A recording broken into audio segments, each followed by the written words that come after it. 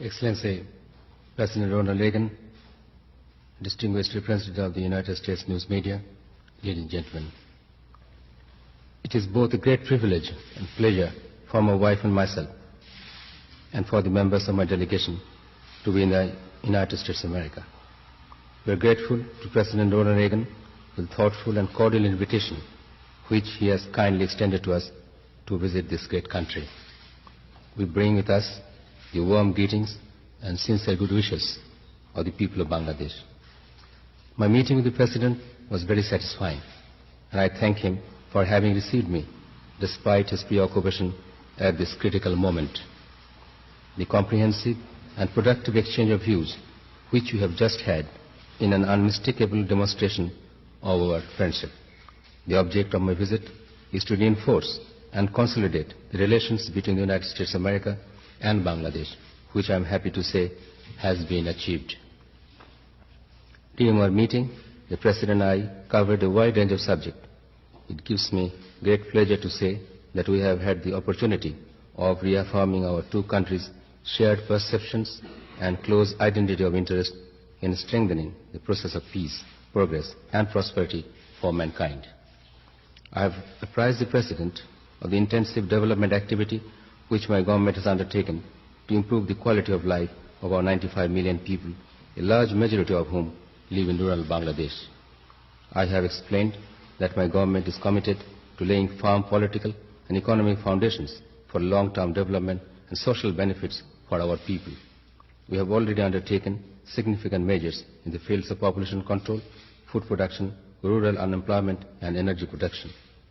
These have involved the organization and decentralization of our administration, the streamlining of our judiciary, and extensive work aimed at reviewing colonial laws on the one hand and our outdated education system on the other. We hope, sir, that these basic inputs will substantially reinforce the base we must have for the restoration and maintenance of democratic values which are integral to our society.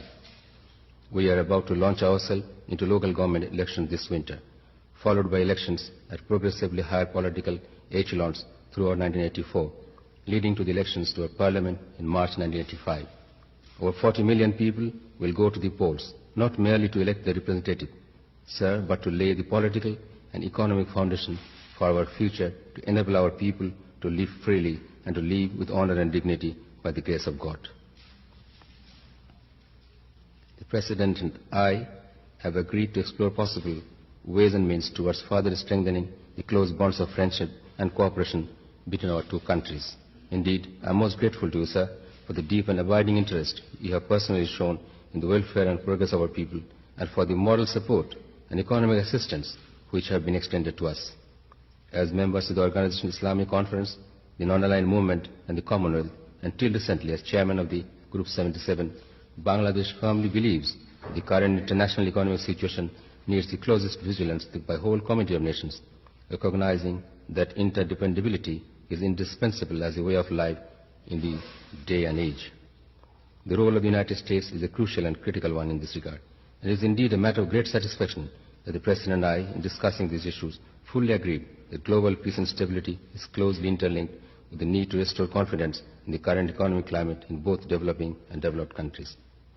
We in Bangladesh deeply appreciate the important and vital role of the United States in upholding the principles of maintaining peace and stability in the world as enshrined in the Charter of the United Nations, and warmly welcome your recent reassuring statement in the United Nations General Assembly in this regard. I would like to mention here that I have conveyed to the President our profound sorrows and anguish at the tragic loss of life in the recent events in Beirut. We share your grief, and on behalf of my government and people, I extend our heartfelt condolences to the families of the deceased. My wife and I have been deeply touched by the overwhelming hospitality extended to us and the members of our delegation. Our stay in the U.S. capital, the beautiful city of Washington, though short, has been most pleasant and rewarding.